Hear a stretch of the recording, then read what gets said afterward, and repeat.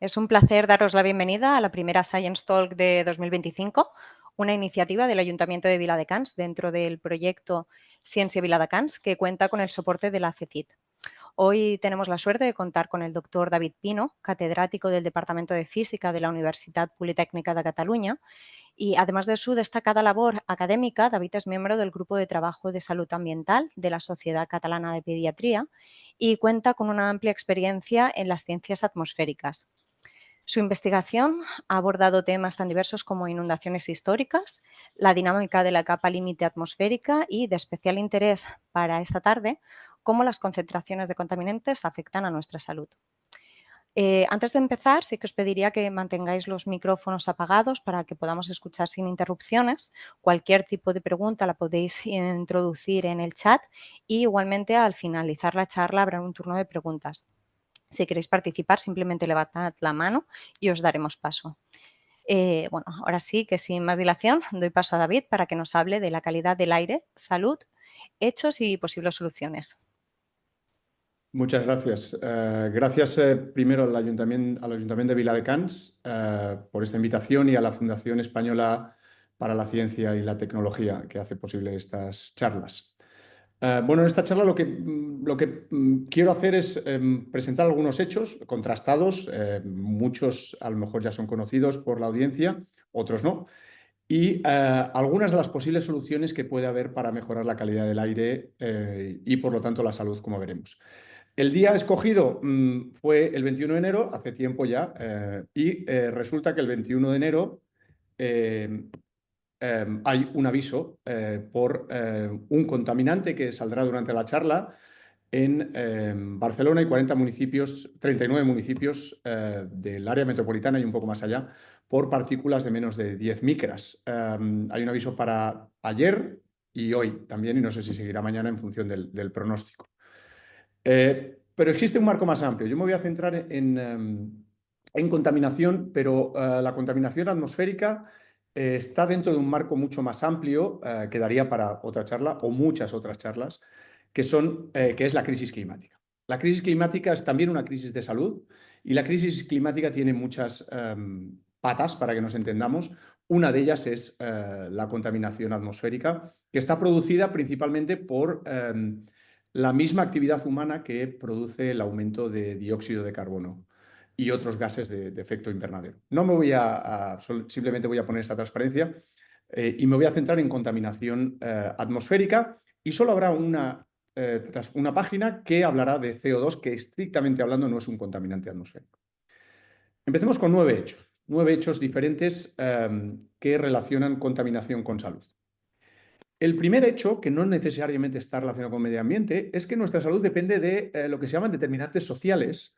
Entre el 60 y el 80% de nuestro estado de salud depende de cosas que no tienen que ver estrictamente con el sistema sanitario o nuestra salud. Entre otros, por ejemplo, los ingresos a la protección social, la educación, la precariedad laboral, condiciones de vida laboral, cómo nos alimentamos, dónde vivimos, qué servicios básicos tenemos, qué medio ambiente, etcétera. Básicamente, hay muchos profesionales que lo resumen diciendo que el código postal donde vivimos es muy importante para nuestra salud.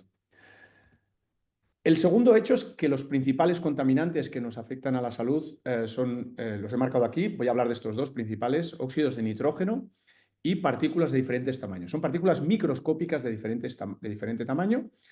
El primero son los óxidos de nitrógeno, es un gas. Lo otro son partículas, no son gas. Y luego hay ozono, monóxido de carbono, dióxido de azufre. Para que nos hagamos una idea, partículas materiales en la atmósfera hay de forma natural. Por ejemplo, la sal marina es una partícula material. Los granos de tierra microscópicos o el polen son partículas materiales de mucho mayor tamaño que estas partículas de las que voy a hablar yo en esta charla, que son partículas o de menos de 2,5 micras o de menos de 10 micras. Son partículas mucho más pequeñas que los granos de polen en general, para que nos hagamos una idea. Y por lo tanto pueden viajar a mucha mayor distancia que los granos de polen. El tercer hecho es que el transporte terrestre es la mayor fuente de contaminantes en los países industrializados. Aquí pongo siento que esté en inglés la transparencia, pero pongo las fuentes de PM2.5 y de óxidos de nitrógeno. en el Reino Unido. En España son prácticamente las mismas. Y podemos ver cómo en las partículas, un 20%, en torno a un 20% es el quema doméstica, es decir, calefacciones que queman madera, y el transporte por carretera, y de NO2, de NOx, perdón, dióxidos de nitrógeno en general, es el transporte terrestre, 30%, y la combustión de energía en las industrias, el 20%. Si nos vamos a Cataluña, casi el 50% del transporte, casi el 50% de las emisiones de NOx y de partículas de menos de 10 micras en el 2008 fueron producidas, emitidas por el transporte terrestre, mucho más que el transporte marítimo, aéreo, la industria o el sector doméstico, que es en torno al 5%, por ejemplo, para NOx. Y si nos vamos a Barcelona, una gran ciudad, como podéis ver en esta gráfica, se muestra la ciudad en la primera fila y después diferentes barrios. Pero en cualquiera de los casos, en rojo, que se muestra el transporte viario, el tránsito, el transporte terrestre en la ciudad, representa en torno al 50-70% en el barrio de l'Eixample, o siempre por encima del 20% en algunos barrios, muy por encima de lo que representa el aeropuerto o lo que representa el puerto de Barcelona, para que nos hagamos una idea. Un ejemplo particular, y esta va a ser la única página donde voy a hablar de CO2, son los SUVs, los todoterrenos que llamamos comúnmente en España. Y aquí muestro dos figuras. A la izquierda se muestran las emisiones de CO2 de los todoterrenos comparado con las emisiones de diferentes países. Y los todoterrenos serían el quinto país emisor, si fuera un país, de CO2. Y en la figura de la derecha se muestra la variación de las emisiones mundiales de CO2 entre 2010 y 2018. Ha aumentado todas. Los subs es la segunda variación mayor, pero evidentemente la última columna de aquí de la derecha, muestra otros vehículos de combustión interna. Es decir, los vehículos de combustión externa que no son todoterrenos han disminuido sus emisiones de CO2 entre el 2010 y el 2018. Aquí tenéis que entender que el CO2 es como si emite CO2, seguro que emite contaminantes atmosféricos. Cuarto hecho, los contaminantes atmosféricos tienen importantes efectos sobre nuestra salud. La contaminación atmosférica, esto es un informe del año 2024, de finales del año pasado, es el segundo factor de riesgo de muerte por detrás de la hipertensión en toda la población. Se calcula que en 2021 hubo 8,1 millones de muertes debidas a la contaminación, asociadas a la contaminación, tanto en el interior como en el exterior. Y el 58% de ellas fue debido, el 58% de estas muertes, debido a partículas de menos de 2,5. Veremos por qué de menos de 2,5 más adelante, por qué estas partículas son tan importantes. La contaminación atmosférica podríamos pensar que solo causa enfermedades respiratorias, porque agrava el asma, la bronquitis crónica u otras enfermedades pulmonares, pero no solo. Está asociada a enfermedades cardiovasculares, a riesgo de infarto de miocardio, accidentes cerebrovasculares y otras enfermedades vasculares. Las partículas de menos de 10 y especialmente de menos de 2,5 micras están clasificadas como cancerígenas por la Organización Mundial de la Salud. Y la contaminación atmosférica también está asociada a demencia y a otros problemas de salud mental como ansiedad y depresión. Si nos centramos en Barcelona, la mortalidad atribuida al exceso de contaminación se muestra en esta primera fila. Es el 13% en 2018-19, 8% 2020-2021, 10% 2022. Entre partículas de menos de 2,5 y el dióxido de nitrógeno, que es el principal gas contaminante. Es decir, el 10% de las muertes que se produjeron en 2022 en Barcelona son atribuidas al exceso de contaminación. Y la contaminación atmosférica es mayor, como muchos otros problemas, sus efectos son mayores en lactantes, niños y ancianos. En esta figura vemos el número de muertes en diferentes franjas de edad. Como podéis ver, el número de muertes es mayor durante el primer año de edad, de 1 a 4, y sobre todo a partir de 60 años. ¿Por qué? Porque lo que hace la contaminación atmosférica en muchos casos es agravar, además de crear nuevas enfermedades, agravar enfermedades preexistentes que tiene la población de más de 60 años. Y aquí se muestra cómo las partículas de menos de 2,5 micras en azul pues son la mayor causa de muerte en estas. Es el contaminante que mayor muerte causa en estas franjas de edad. En lo que hace a la infancia, sus problemas empiezan en la gestación. Es decir, antes del nacimiento. Influye en el crecimiento fetal, está relacionado con embarazos antes de que se cumpla el plazo de los 9 meses. Está asociado a mortalidad temprana a largo plazo, es decir, hay efectos tanto a corto plazo en esta columna de la izquierda como efectos a largo plazo en la columna de la derecha. En el caso de Barcelona, que tiene un informe sobre la calidad del aire del 2023 bastante detallado, se puede asociar a nuevos casos de asma, el 36% de los casos nuevos de asma, aquí en este cuadro rojo de aquí, en el 2020-2023 están asociados a contaminación, excesos de contaminación de N2 y partículas de menos de 2,5 micras. Y la contaminación atmosférica relacionada con el tráfico, como he mencionado anteriormente, están asociados con problemas mentales o con problemas en el desarrollo cognitivo de niños de primaria. En este estudio de 2015 se muestra, a lo largo de varias visitas a diferentes escuelas, se hizo preguntas a los estudiantes, a los niños y a las niñas, sobre su capacidad memorística. Y cómo crecía esta capacidad memorística con el tiempo era totalmente diferente en escuelas con bajo nivel de tráfico, que es la gráfica superior, es decir, crecía mucho más que en escuelas con alto nivel de tráfico con alta contaminación.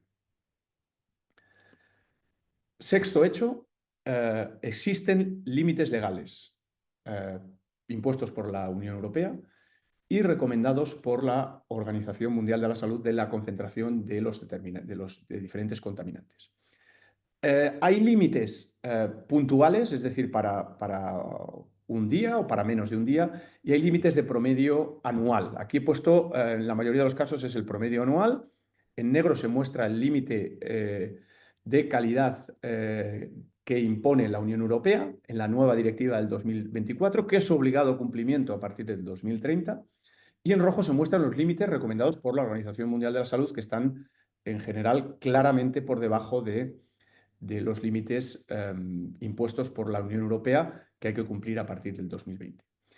En muchas de las figuras que veréis ahora se marcan estos dos límites. Se marcan tanto los límites de la nueva directiva europea de obligado cumplimiento al 2030 como los límites recomendados por la Organización Mundial de la Salud. Séptimo hecho es que la mala calidad del aire tiene consecuencias económicas. Muchas veces una de las excusas o de los motivos para no hacer cambios que mejoren la calidad del aire están relacionados con los costes económicos que esto supone. En 2018, de media, cada habitante de una ciudad europea sufrió una pérdida de bienestar equivalente a 1.250 euros al año. Y en esta columna se muestra para diferentes ciudades cuál fue, aquí está Barcelona, cuál fue el coste económico de la mala calidad del aire, el coste económico principalmente en salud. Este coste económico para Barcelona fueron 2 millones de euros, para Londres fueron 11 millones de euros al año, estoy hablando en 2018. ¿Qué concentraciones de contaminantes estamos respirando ahora mismo? Depende de dónde estemos. Bueno, pues hay diferentes maneras de saber qué concentración de contaminantes estamos respirando. La primera es ir a esta página del Índice de Calidad Europeo de la Unión Europea, donde se muestran en colores qué están midiendo en ese determinado momento algunas estaciones. En Viladecans, por ejemplo, hay dos que miden principalmente los contaminantes aquí marcados, PM2.5, PM10, dióxido de nitrógeno, algunos casos ozono y dióxido de azufre. Y está marcado con colores, pero quiero que quede claro que en la mayor parte de los contaminantes o en todos los contaminantes, estar por debajo de los límites recomendados por la OMS quiere decir que tiene que aparecer este color verde claro.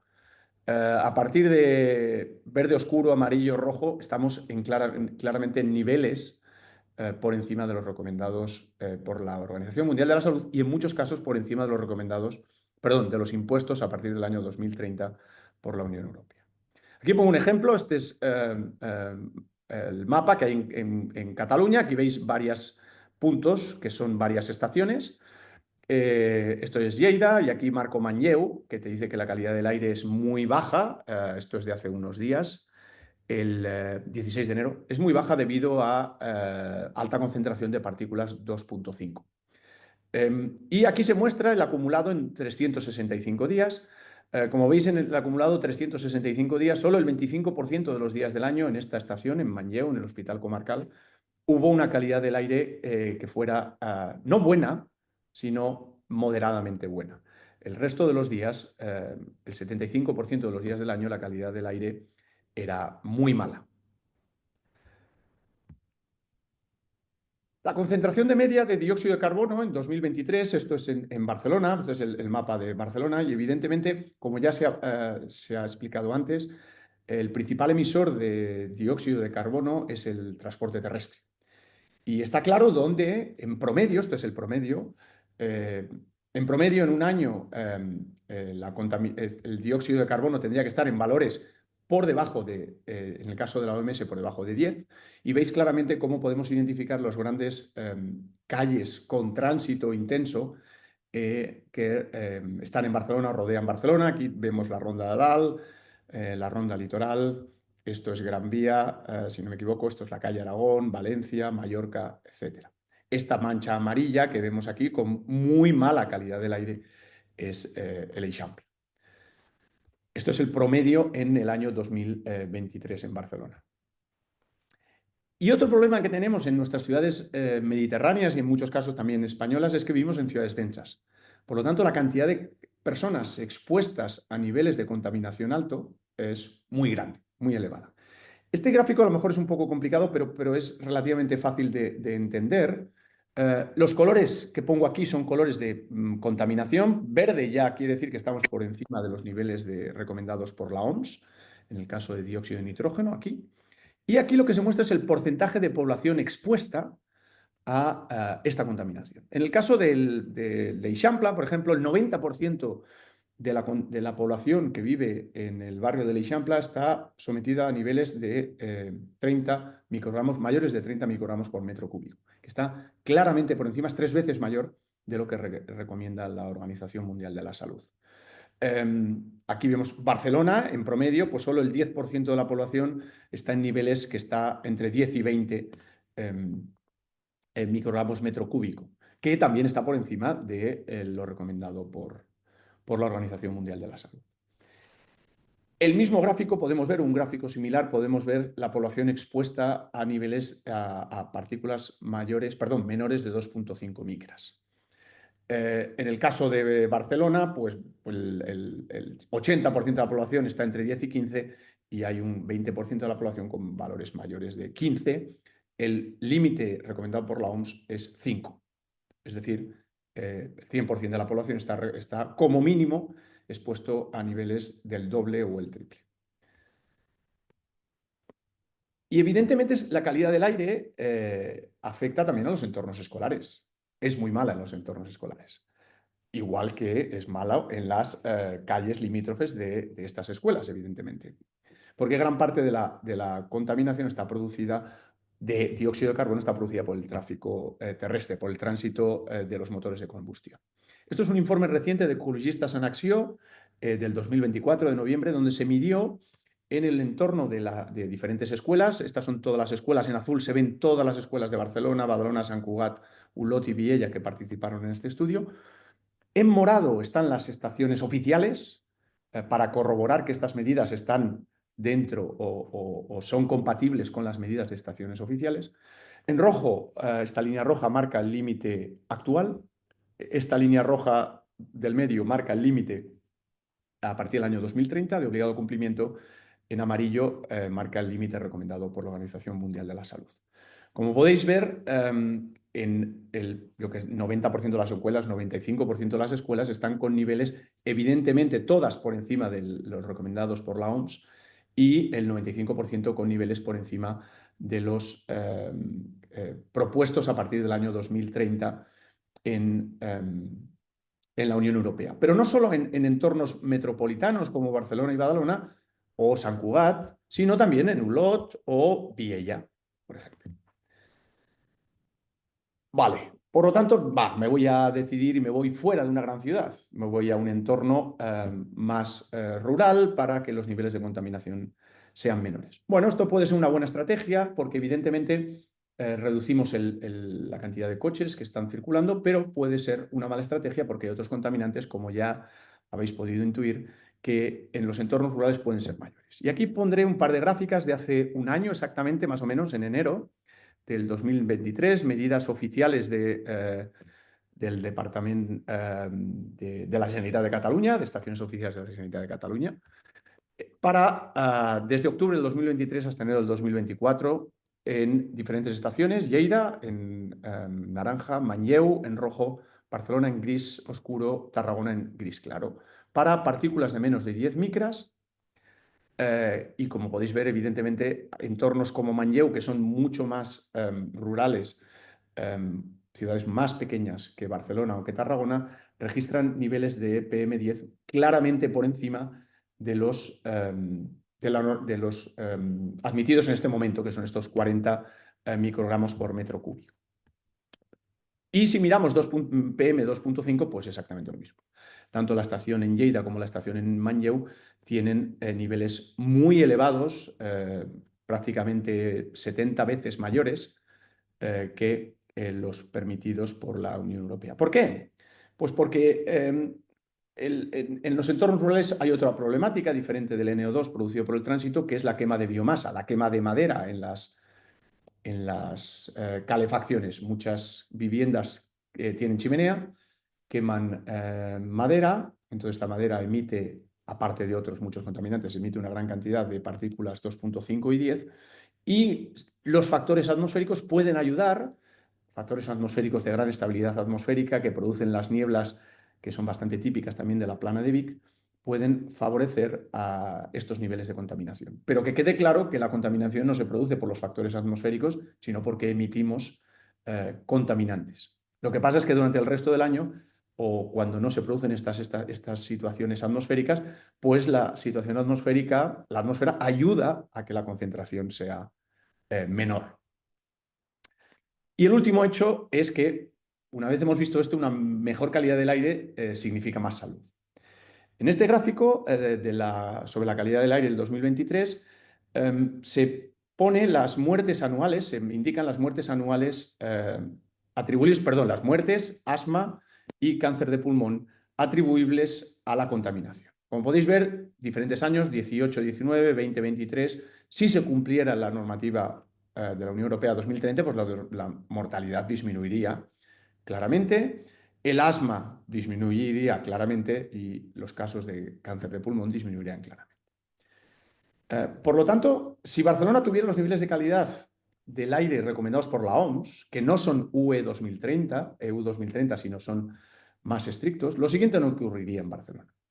No ocurriría 1 de cada 3 ictus, no ocurriría 2 de cada 10 infartos de miocardio y no ocurrirían 2 de cada 10 cánceres de pulmón. Bueno, una vez visto los hechos, vamos a ver si hay alguna solución. La mayor parte de las soluciones que voy a plantear ahora son aplicables para ciudades grandes. No ciudades grandes como Barcelona, sino ciudades de Barcelona, área metropolitana o grandes núcleos urbanos. En entornos rurales, la problemática de contaminación es otra. Hay problemas con la contaminación y, por lo tanto, las soluciones tienen que ser otras. Bueno, pues aquí voy a poner 4 posibles soluciones. Es importante decir que todas ellas implican cambios en nuestro estilo de vida, evidentemente. Pero estos cambios mejorarán nuestro estilo de vida, no van en contra de nuestro estilo de vida. Es decir, no vamos a cambiar para empeorar nuestro estilo de vida. La primera solución, o lo primero que podemos hacer, evidentemente, lo pongo 0 aquí, es cumplir con las leyes europeas sobre niveles de contaminación y intentar seguir las recomendaciones de la OMS, cosa que no estamos haciendo ahora, ni una cosa ni la otra. La primera solución es cambiar la forma en la que nos movemos. Mostraré algunos estudios cómo podemos hacer esto y qué beneficios tiene esto. La segunda es disminuir el número de coches y el espacio ocupado por ellos. He mostrado claramente que gran parte de la contaminación está producida por el transporte terrestre, por cómo nos desplazamos. Y además mostraré que disminuir el número de coches es beneficioso no solo para nuestra salud, sino también para nuestro bolsillo. Aumentar la superficie ocupada por vegetación. Los entornos verdes, como todos sabemos, mejoran nuestra salud. Mucha gente usa los fines de semana o todos los fines de semana y se intenta salir de la ciudad, ir a entornos verdes de diferente tipo porque sabe, y hay estudios que lo demuestran, que es beneficioso para la salud. Y la cuarta y muy importante, y esto ha habido recientemente bastantes avances, es incluir la información sobre el medio ambiente en cualquier informe de salud. Es decir, siempre pongo el mismo ejemplo cuando tú vas con una indigestión, el médico te pregunta qué has comido el día anterior. En cambio, por ahora es bastante raro que si tú tienes un problema respiratorio, asma, el médico no te pregunta en qué calle vives. Y debería ser fundamental saber en qué calle vives, en qué entorno vives, porque sabemos que hay muchas afectaciones de salud que están determinadas por el entorno en el que vives. Bueno, ¿cómo cambiar la forma en que nos movemos? Bueno, esto muestra el porcentaje de reducción del riesgo de mortalidad en función de los minutos que pedalees en bici. Bueno, si pedaleas a la semana, 500 minutos en bici o 600 minutos, pues es un porcentaje, una reducción del 30% en el riesgo de mortalidad. Y claro, para ir en bici necesitamos vías para ir en bici. Y aquí se mueve el porcentaje de cambio, se muestra, perdón, el porcentaje de cambio para ir en bici cuando se construyen carriles bici en una ciudad. Bueno, aquí evidentemente esta línea vertical muestra el momento en que se incorporan los carriles bici, se hace un despliegue de carriles bici y cómo la movilidad, el cambio en la movilidad en bicicleta pasa de prácticamente el 0% al 50%. De la misma manera que si, como veremos, reducir carriles para la circulación disminuye el número de coches, no aumenta el número de coches o el número de coches es el mismo. El segundo punto aquí es que el coche es un medio de transporte muy ineficiente. O sea, no sé si esto no es algo que no tenemos claro. Todo el mundo sabe que si tiene un coche, no trabaja del coche, si no tiene un coche para moverse, sin que su trabajo dependa del coche, el 95% del tiempo está aparcado el coche. Y el 20% que está en movimiento, el 20% del tiempo que está conduciendo, el conductor está buscando aparcamiento. Por lo tanto, el uso de un coche es mínimo. Además, a pesar de tener 5 plazas, en el caso de Barcelona, un coche transporta 1,2 personas de media. Y el 70% de los coches transportan una persona sola. Esto es el plan de movilidad municipal urbana del 2025-2030. Todo está, tenéis información en los enlaces y no tengo ningún problema en enviar la presentación. Los coches con motor de combustión interna son muy malos convirtiendo la energía en movimiento. Es decir, generamos energía quemando combustible, pero solo el 20% de esta energía va a las ruedas. El resto se pierde. Es decir, no son eficaces, no son nada eficaces convirtiendo la energía en movimiento. Y es muy caro. Esto parece que también cuesta convencer a la gente. En este estudio se muestra lo que cuesta un coche en la vida útil de un coche. 20 años de un Opel Corsa son 600.000 euros. El coste total de un coche. Y el problema es que no es un coste solo privado, sino el 41% está pagado por la sociedad. 41% en este estudio se muestra que todos estamos pagando este coche, no solo el propietario del coche. Y además transporta muy mal a la gente. Es decir, con la ocupación media actual y la velocidad que tienen los coches, en una hora, usando coches, se transportan entre 600 y 1.600 personas. Si ponemos autobuses y coches, pasamos a transportar entre 1.000 y 2.800 personas a hora. Pero un carril un carril de doble dirección de bici transporta 7.500 personas a la hora. Puede transportar 7.500 personas a la hora. Si tenemos carriles de bus o tranvía, entre 4.000 y 8.000 personas a la hora. Andando, se puede transportar 9.000 personas a la hora. Si no os lo creéis, estos datos son difíciles de creer, aquí hay un vídeo de YouTube que no voy a poner por falta de tiempo, donde se muestra cuánto tiempo se tarda en que un número determinado de personas con diferentes medios de transporte pasen por un cierto lugar. Me parece que son 200 personas en el vídeo. Con la ocupación media actual de un coche, evidentemente la ocupación media actual de un bus o de un tranvía. Segundo, posible solución, disminuir el número de coches y el espacio ocupado por ellos. Este es el mapa del tipo de regulaciones que hay de acceso a las ciudades en diferentes ciudades europeas, desde zonas de baja emisión, peajes urbanos, regulaciones cuando hay emergencias por contaminación, zonas de cero emisión. Y estas acciones tienen impacto en la concentración de contaminantes que hay. Aquí se muestra, por ejemplo, en Londres cómo disminuyó la concentración de NO2 desde esta línea verde hasta esta línea naranja, cuando se implantó la zona de ultra bajas emisiones en el centro de Londres.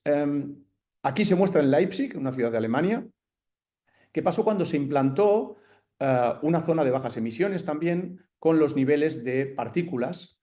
Lo que pasó es que estos son días de diario, de lunes a viernes. A partir de la implantación, sábado y domingo, a partir de la implantación en rojo es antes de la implantación, perdón, la implantación fue en 2011, a partir de la implantación, que son estos colores verdes, la concentración de contaminantes fue exactamente la misma, o prácticamente la misma, de lunes a viernes que sábado y domingo. Esto ha tenido efectos en Barcelona, cuando se ha implantado la zona de bajas emisiones. Estos muestran las emisiones de NO2 en Barcelona, en toneladas año, cuando se implantó en 2020, a partir del 2020 que se implantó la zona de bajas emisiones. Vamos a fijarnos en las tres últimas columnas, que es en estos 4 años 2013-2017 y 4 años 2017-2021, donde la disminución es clara, especialmente en el tránsito viario, que es la parte roja de la gráfica. Se pueden instaurar peajes urbanos, como ha hecho Londres también.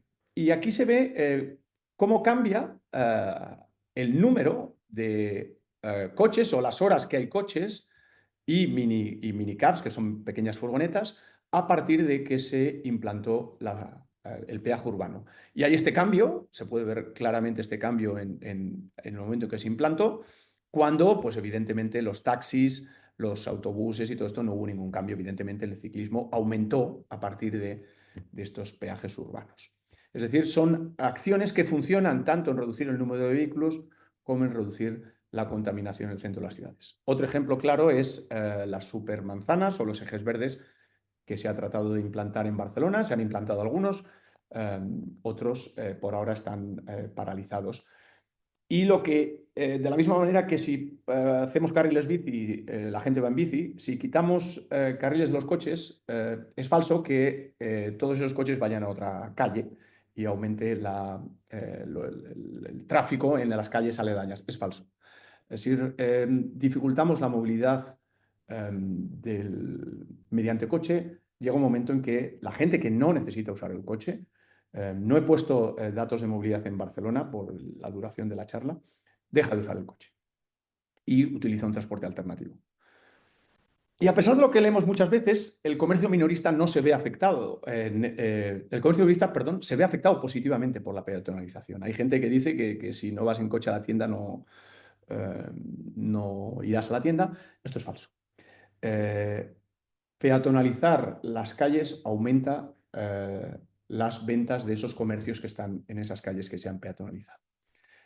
Bueno, aquí veis la diferencia entre una calle sin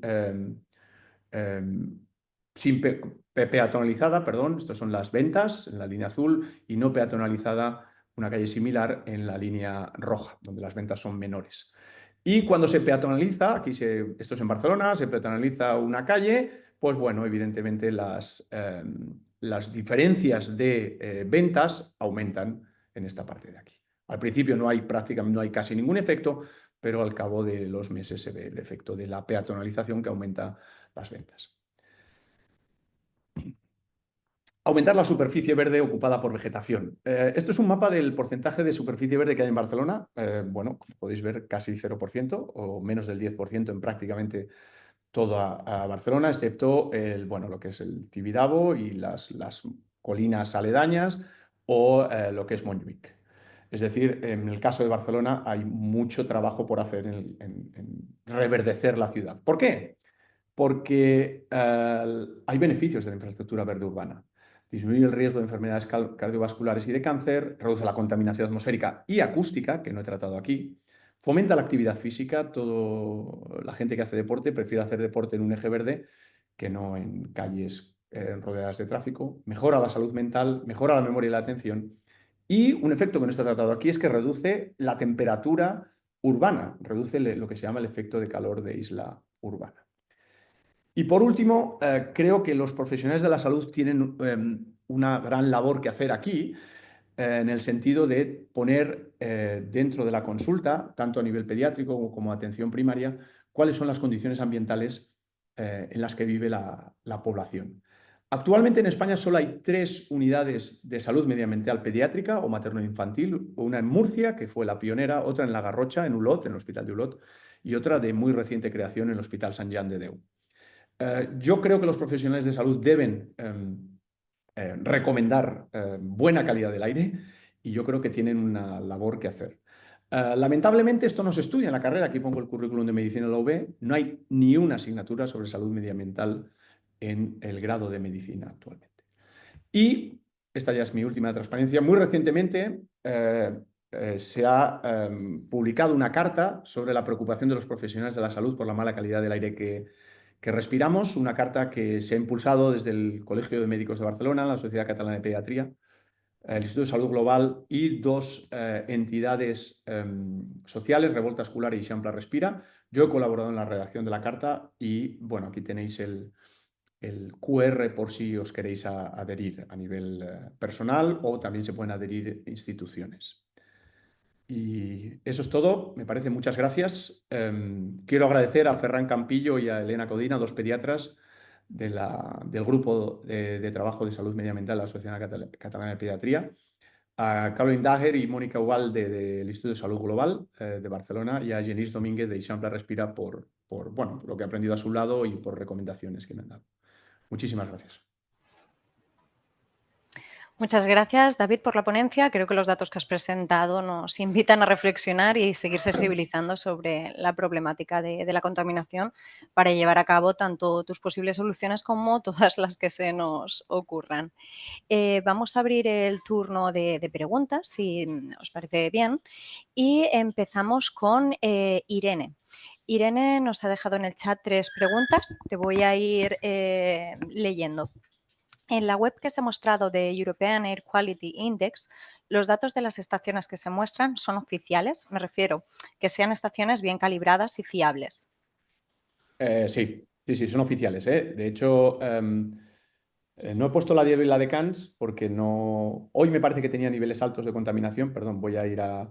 Sí, son estaciones oficiales. De hecho, esta de Manlleu, o sea, del Hospital Comarcal de Manlleu, es la que luego sale en la gráfica del año pasado, desde octubre del 2023 a enero del 2024. Y los datos de las estaciones de Cataluña son totalmente públicos, se pueden descargar. Esto en Cataluña está a nivel europeo, es decir, se puede hacer una búsqueda a nivel europeo de todas las estaciones. Son todas estaciones oficiales. Vale. Pasamos a la segunda pregunta. ¿Por qué en esta web la estación de Viladecans sale en color gris? Sí, las que salen en color gris no hay datos disponibles. ¿Por qué? No lo sé, eso no lo dice, pero no hay datos disponibles en las que sale todo gris. Esto no es todos los, o sea, quiero decir, esto no pasa todos los días. Esto es en esta foto, como podéis ver, hay bastantes estaciones en gris. No sé si están haciendo mantenimiento, o yo creo que en algunos casos también, que esto lo he visto alguna vez, algunos de los contaminantes que en teoría mide esa estación no están disponibles. Entonces, si entras en esa estación, está en gris, pero puedes mirar algunos de los contaminantes, pero no todos los que en teoría deberían estar disponibles para esa estación. Perfecto.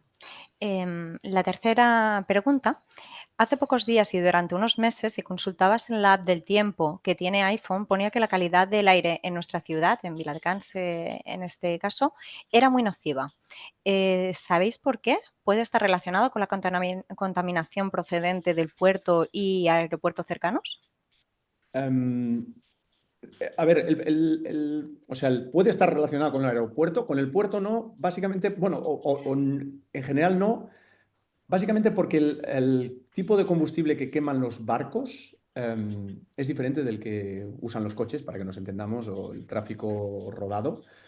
Entonces, el NO2, por ejemplo, que es el típico del tráfico rodado, los barcos no producen tanto NO2. Entonces, y hay muy pocas alertas de dióxido de azufre, que es este de aquí abajo que podéis ver, que son el principal contaminante que produce el transporte marítimo. Los últimos días lo que ha pasado es que, y está relacionado con estos puntos rojos que vemos en Lleida y en Manlleu, los últimos días, y está relacionado con el alerta de PM10, es que a pesar de que estamos emitiendo mucho, además de que estamos emitiendo mucho, perdón, las condiciones atmosféricas no están ayudando a que las concentraciones sean bajas, como he mencionado antes. Estamos perdón, la atmósfera está no favoreciendo que toda esta concentración se disperse o que se vaya a niveles más altos de la atmósfera. Es un punto. Por otra parte, los datos de contaminación que dan algunas aplicaciones, el tiempo, se ha mencionado, tenemos que estar seguros de si son datos basados en estaciones o son datos basados en modelos. ¿Y qué modelos? Entonces, mi recomendación, hay una aplicación que se llama Airecat, que es la aplicación oficial de la Generalitat de Cataluña. Si queréis consultar datos de contaminación, esta sería mi recomendación. Son datos oficiales, son datos tanto de estaciones como los avisos. Por ejemplo, el aviso que hay hoy es por los datos eh, observacionales fueron de ayer y el modelo dijo que hoy iba a haber alta contaminación y por eso se dio el aviso. Por lo tanto, si vais a usar datos de contaminación, el tiempo puede ser buena aplicación para la meteorología, para que nos entendamos, pero yo recomendaría AireCat, funciona relativamente bien y los datos que da son contrastados, para que nos entendamos. Estupendo, muchas gracias, David. No sé si alguien tiene alguna otra pregunta o algún aporte a realizar. En caso de tenerlo, puede activar la cámara y audio.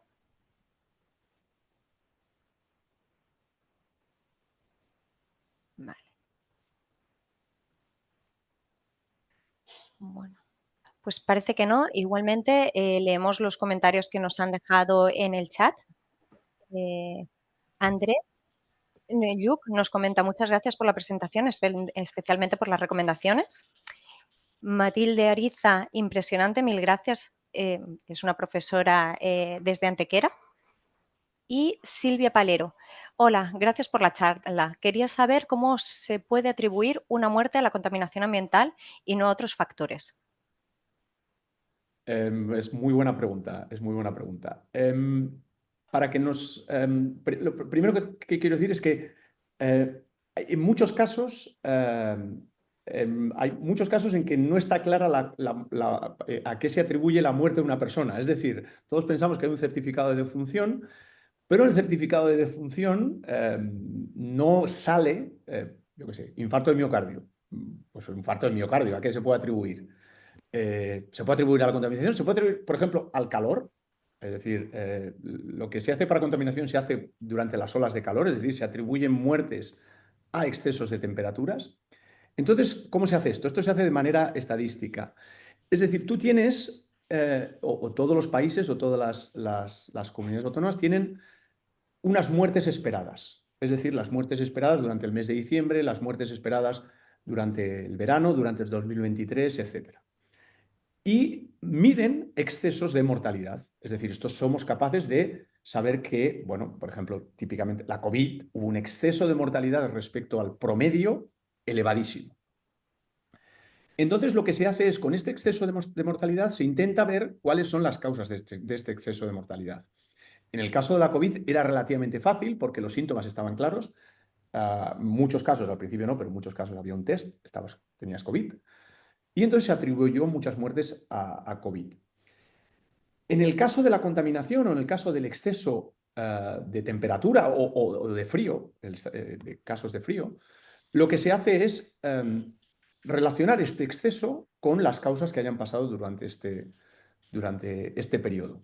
Y, por ejemplo, en el caso de la contaminación, se relacionan excesos con cosas que salgan de lo normal, estadísticamente, ¿eh? No se atribuye una muerte, porque no se puede hacer esto, ¿eh?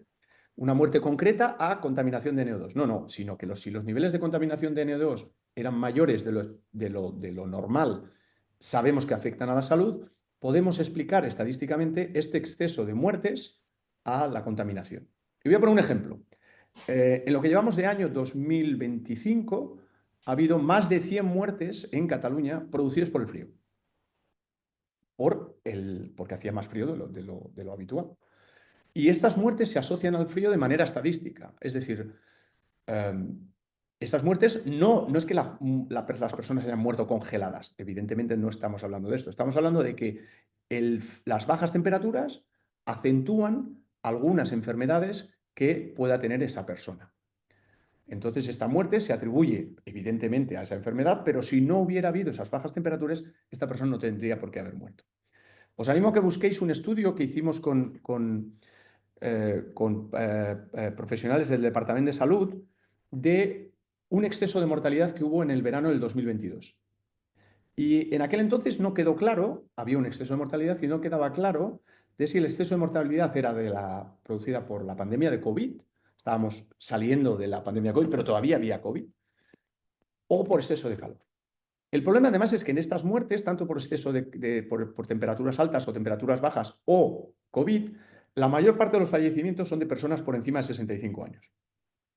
Es decir, muchas veces oímos el exceso, las altas temperaturas y oímos el caso de alguien ha salido a hacer deporte o alguien estaba trabajando, pero esto es la minoría de las muertes. Estas muertes son desgraciadas, evidentemente, pero son la minoría de las muertes. La mayoría de las muertes por frío o por calor o por contaminación se producen que agravan enfermedades que tenemos. Y en el estudio se demostró que las muertes eran producidas por calor y no por COVID, porque el tiempo entre que la persona se contagiaba de COVID y se moría, está claro, se sabía. En cambio, lo que se vio es que lo que se vio es que las personas se morían pocos días después, muy pocos días después, de las olas de calor. Por lo tanto, se pudo asociar a las olas de calor y no al COVID, en el caso del verano del 2022. Espero que haya quedado claro, ¿eh? Gracias. Muchas gracias. Continuamos. Irene, charla interesantísima y explicada de forma muy clara. Muchísimas gracias. Encuentro que los medios de comunicación deberían hablar mucho más de este tema para sensibilizar a la ciudadanía en general, creo. No es consciente del impacto de esta contaminación en la salud. Estoy muy de acuerdo con que debemos incentivar a hacer un cambio hacia el transporte sostenible, la bici, por ejemplo, pero al mismo tiempo, mientras el cambio de no masivo, usar la bici en días de contaminación es contraproducente para la salud. ¿Existen mascarillas que se recomiendan para usar en la bici y no inhalar tantos contaminantes? Sí, sí existen. El problema es que algunos de los contaminantes de los que he hablado, principalmente el NO2, es un gas. Por lo tanto, las mascarillas que, por ejemplo, usábamos para la COVID, para evitar que el virus, que no va solo, sino que iba dentro de pequeñas gotas o pequeñas partículas como las que he explicado, no las respiráramos, no sirven. Es decir, una mascarilla de las que usábamos no te impide que respires aire contaminado de NO2.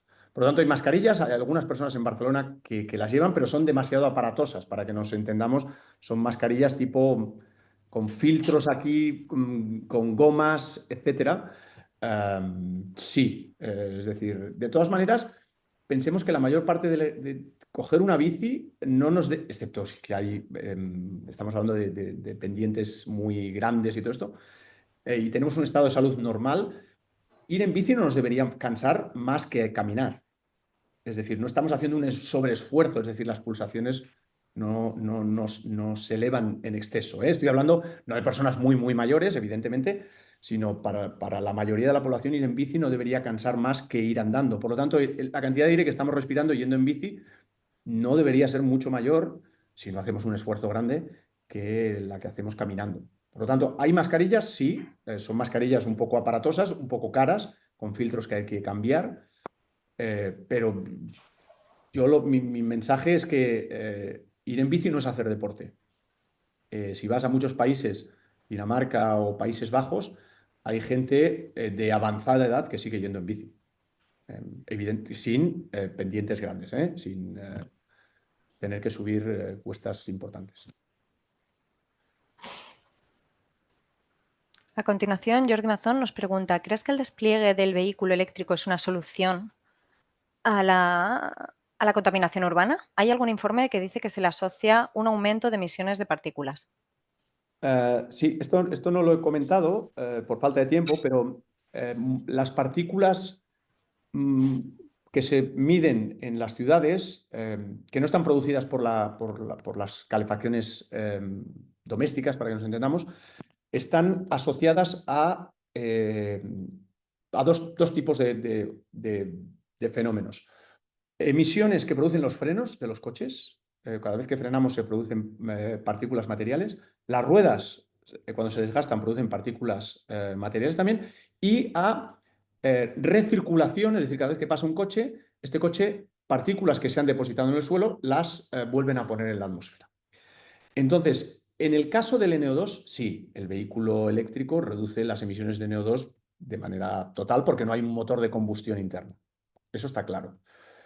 Pero yo creo y lo he intentado decir en la charla, yo creo que debemos cambiar nuestra forma de movernos. Es decir, no es solución, ya explicaré además por qué no es solución. Cambiar el coche de combustión interna por un coche eléctrico por dos motivos.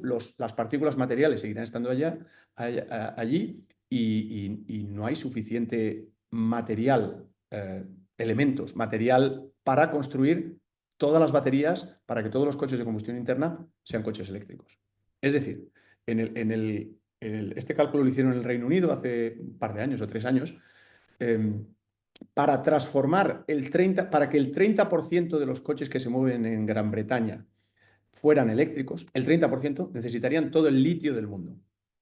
Es decir, solo Gran Bretaña, el 30% de sus coches, necesitaría todo el litio del mundo. A ver, no hay que hacer muchas cuentas para pensar, si esto solo es Inglaterra y solo es el 30% de los vehículos, pues evidentemente es imposible transformar todos los coches de combustión interna en coches eléctricos. Por lo tanto, tenemos que ir a soluciones que reduzcan el número de coches. Y las soluciones incluye no solo que los coches no circulen, sino que los coches dejen de llevar una persona. El 70% de los coches llevan una persona en Barcelona. Esto no tiene ningún sentido. Es decir, tenemos que ir a fórmulas de no tener un coche en propiedad, de compartir coche, de alquilar coche. Es una forma de reducir el número de coches. Otra forma de reducir el número de coches que se ha implantado en muchas ciudades es decir, bueno, vamos a ponerlo difícil. Y difícil no quiere decir necesariamente caro, ¿eh? O sea, no perdamos de vista que esta es otra polémica con los peajes urbanos que se piensa que va a afectar a la gente que no tiene recursos. La gente que no tiene recursos no tiene coche. El transporte público lo usa principalmente gente con pocos recursos. Entonces, sí, se puede hacer un peaje urbano en función de la renta o en función evidentemente, si un coche está asociado a una persona, que está asociado a una renta, pero no pensemos que el transporte, el peaje urbano va a afectar va a perjudicar a los niveles socioeconómicos bajos. Los niveles socioeconómicos bajos van principalmente en transporte público, a no ser que lo necesiten para trabajar, que esto es otro tema, ¿eh? Yo no estoy hablando peaje urbano, no quiero incluir la persona que necesita el transporte para su trabajo, es decir, repartidores, taxistas, etcétera. No estamos hablando de esto y se ve en Londres claramente en la gráfica que he mostrado de Londres. Gracias. Bueno, una vez más, gracias, David. No Muchas hay gracias. preguntas, con lo cual finalizamos aquí la ponencia. Nada, agradecer a todos los participantes la asistencia